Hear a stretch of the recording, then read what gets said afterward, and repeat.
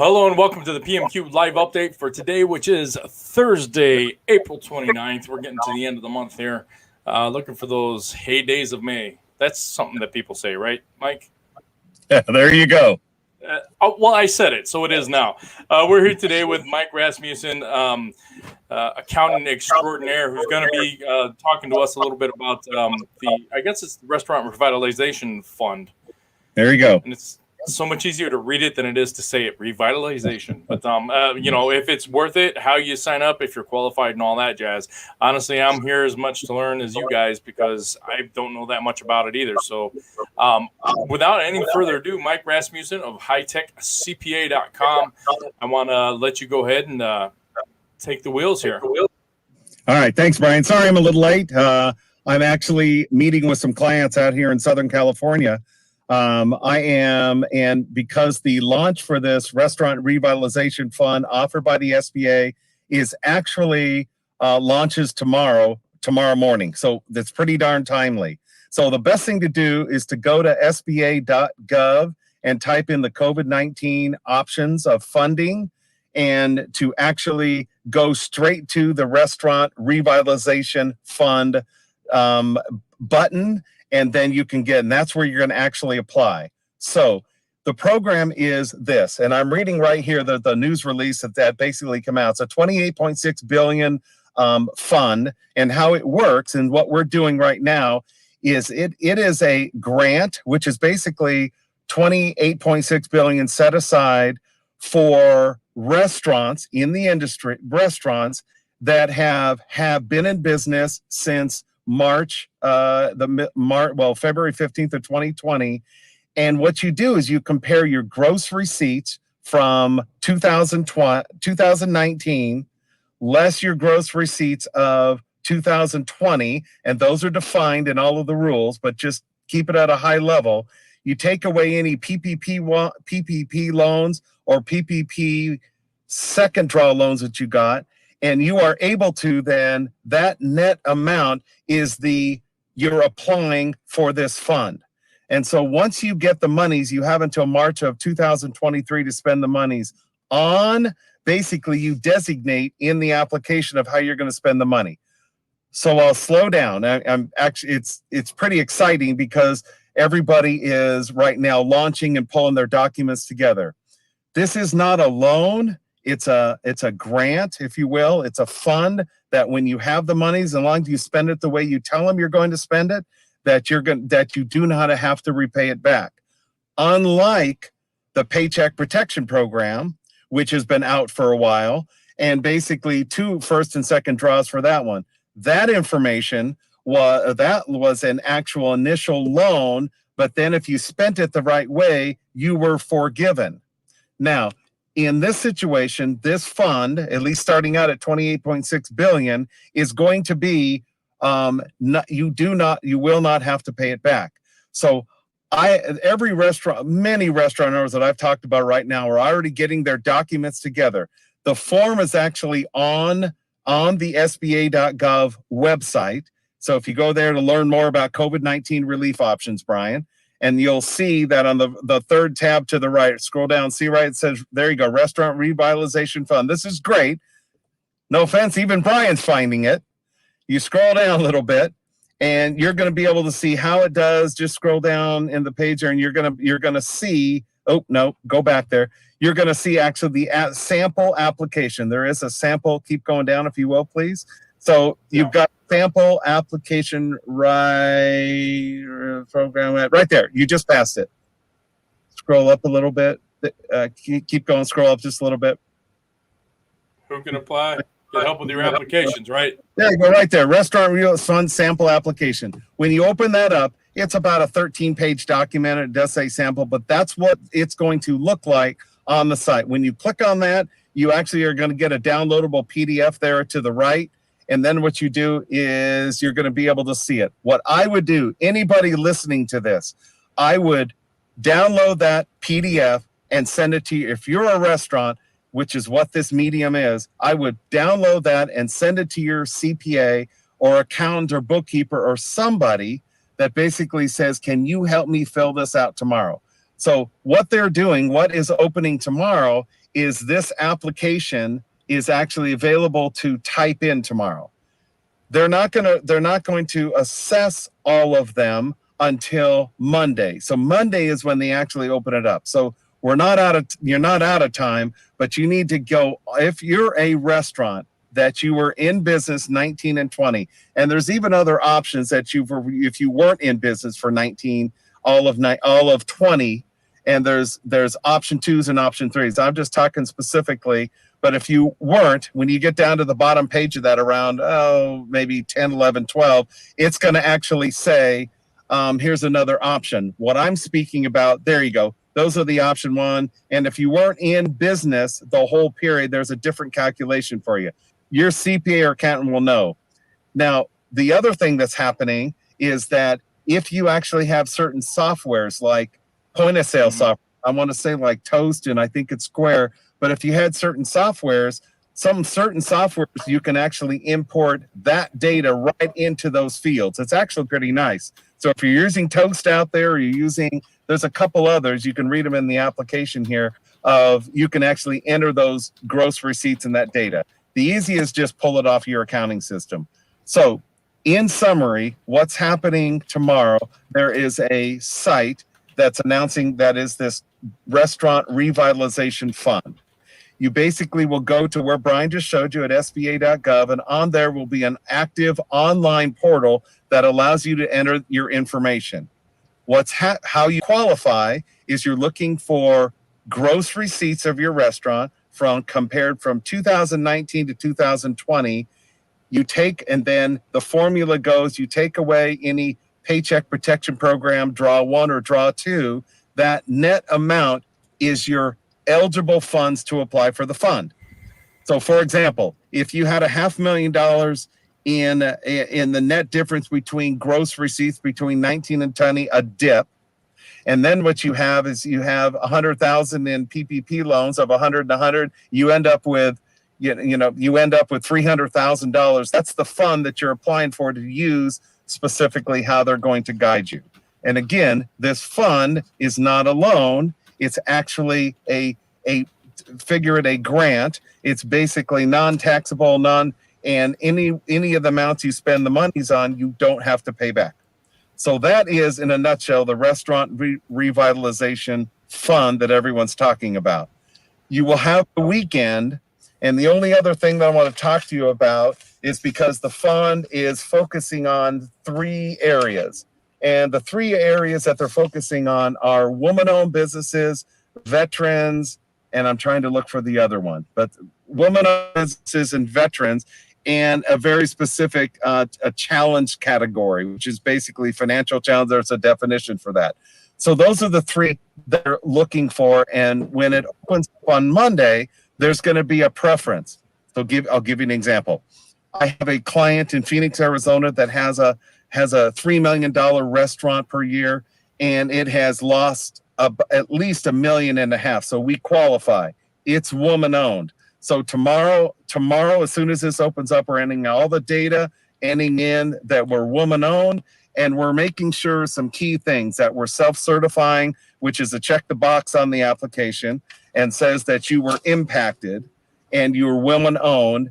And then one of the other important information on this was to make sure that when you enter your data in, at the bottom of the application, it says authorized person.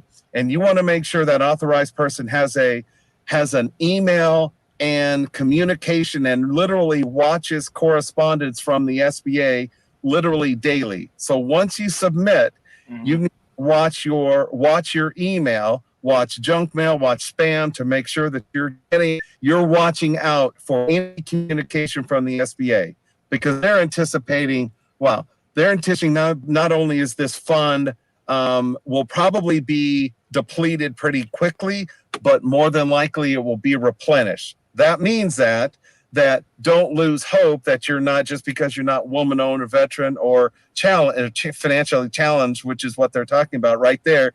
You want to make sure that if you're the authorized representative, and that authorized representative does not have to be an owner of the company, it can just be somebody that has authority to bind your company, or it could be a CPA or somebody, but make sure you've got that title there. I would make sure it's either having be a president and owner, a managing member is preferable, but that email address is who they're going to communicate with. And I have more of these PPP loans and programs with the SBA where people don't check their emails. Okay. Yeah. All right.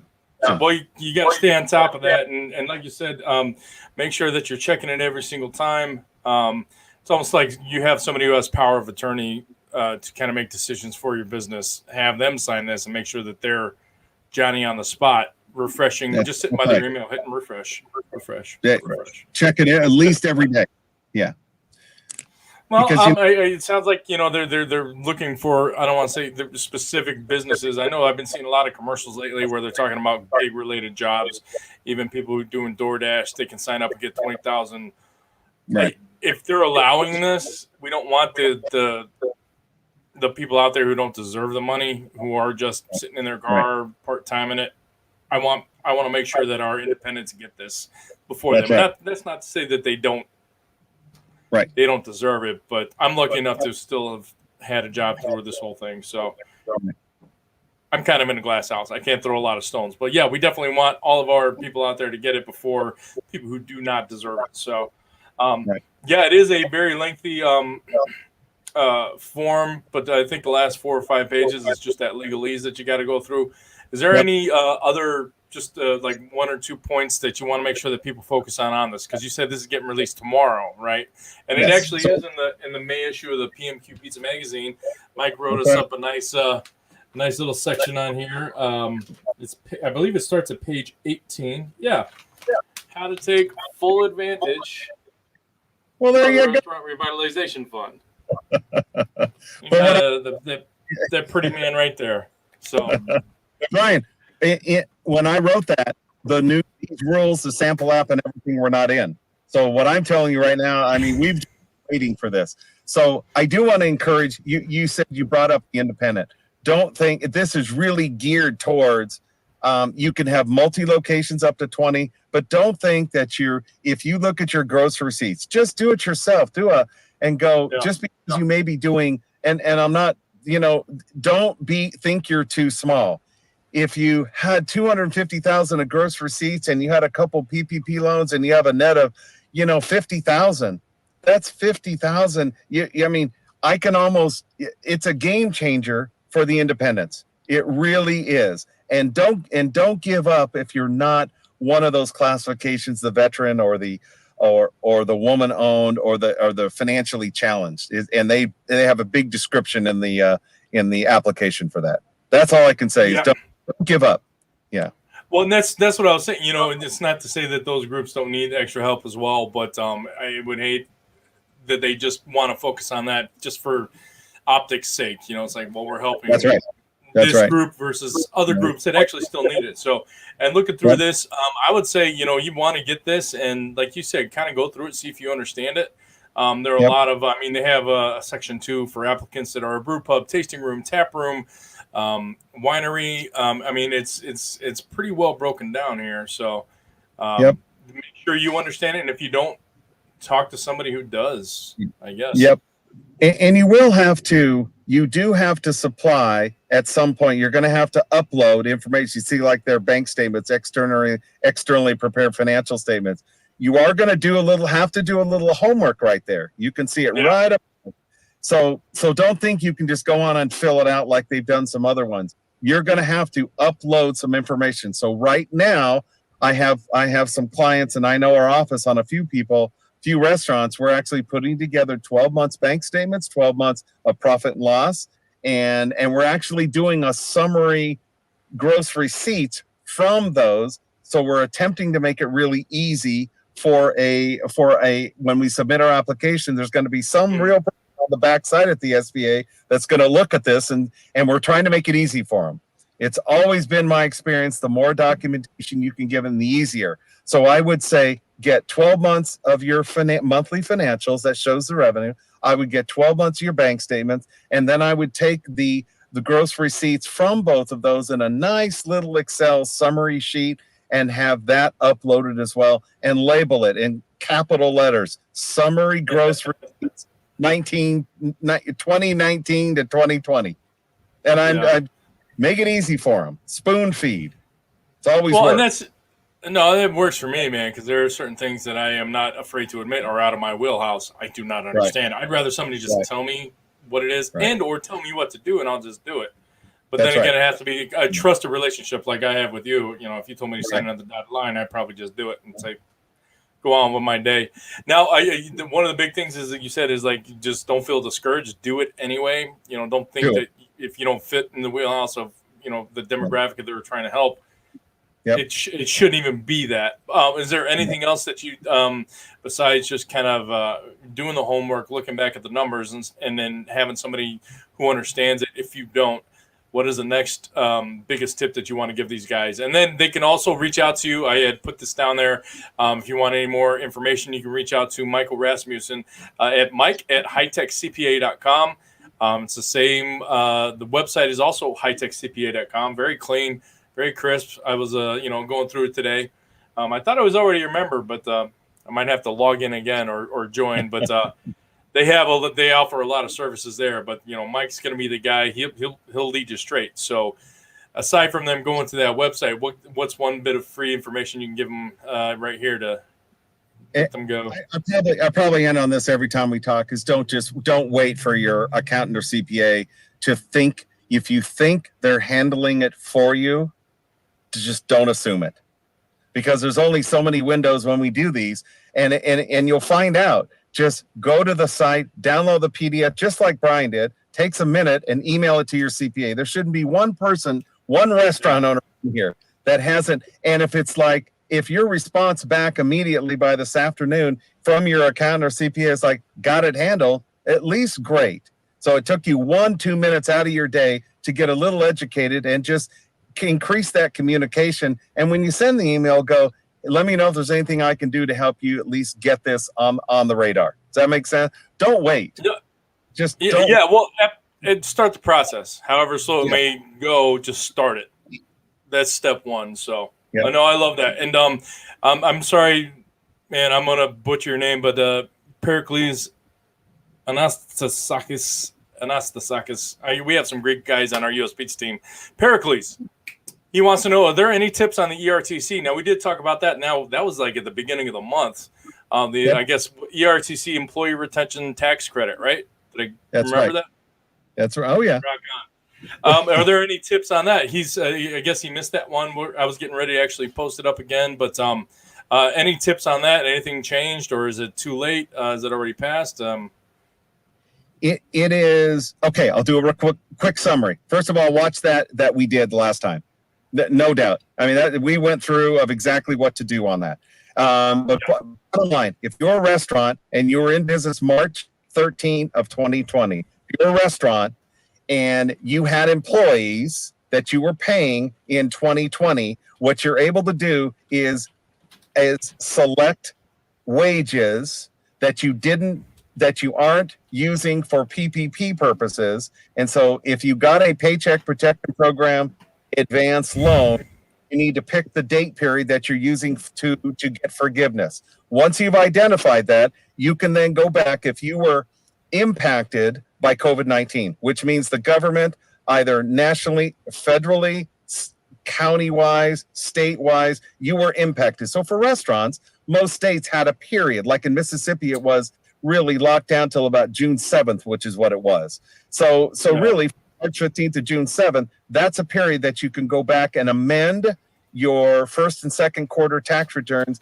And what you do is you then actually apply for a refund for the credit. The credit was, in brief, back in 2020, it was $10,000. It was $10,000 of wages, 50% of a credit. So it was $5,000. So the tip is, the tip to take away here is if you haven't taken ERTC, you first got to go look in 2020 and go, was I paying wages and did I have a PPP loan? Once you have those, you can determine which pay periods that you want to use for both of those.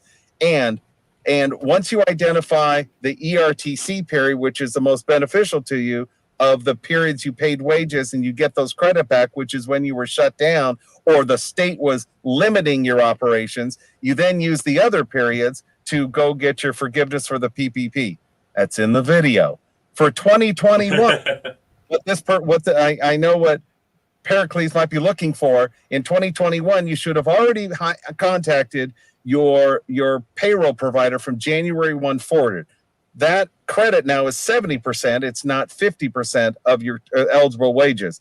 But states like California just opened basically the whole first quarter and a little bit of April. They're able to, businesses, restaurants have been able to take this ERTC at a higher rate for wages paid in 2021. So for 2020, you look back. For 2021, you're looking forward.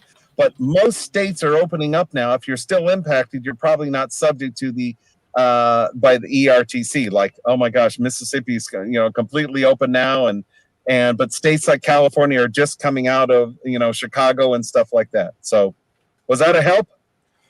I don't know. Pericles will let me know, but yeah, I told him he can email me, but I actually found the link to that video, so I'm just going to post it in the chat so everybody can see that.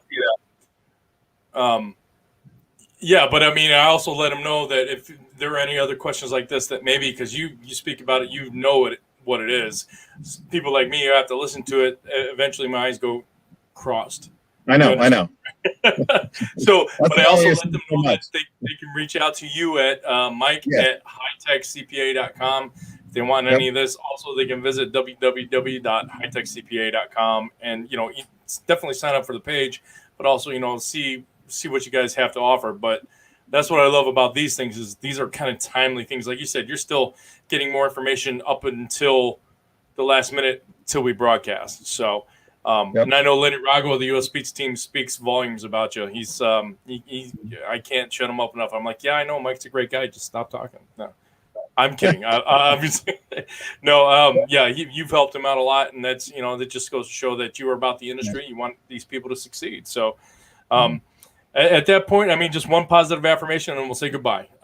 We've talked about the do's and the most important things you think people need to do right now, but just what would you tell the industry? Anybody who's kind of waffling about maybe getting out or, just a little bit of words of encouragement.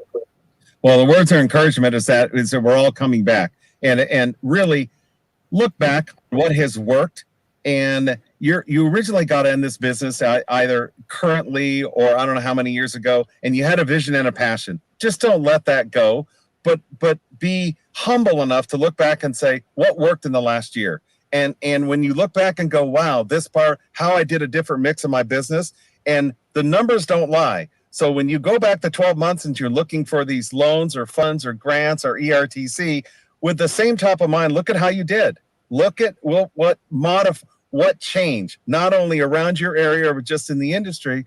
And if you're still in business and you're making money after every we went through, look and see what worked and be honest. The numbers don't lie. So sit there and well, that worked, and pursue it. So you might be shucking and jiving on your business model. There you go. Well, it's a time for reaffirmation or just reflection and look at, like you said, what works, what didn't, and at this point, there's some things we can maybe leave behind. So, that's right.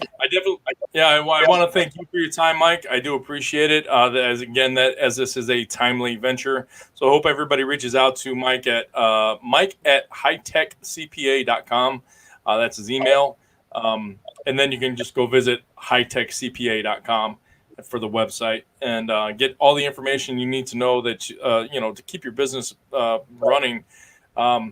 Next, we might need to, I don't know if you know anything about actually hiring people, because there's a lot of people don't want to work. So maybe I think that's going to be the next one. How do we entice people to come back to the workforce as well? But, at this point, I just want to say thank you, everybody, for their time and attention. It's great. Thank you for the information, Mike. We'll see you guys next time on the PMQ Live update. But until then, I want you guys to stay safe and stay sane. And once again, thank you so much for your time, Mike. I appreciate it, brother. All right. Thanks, Brian.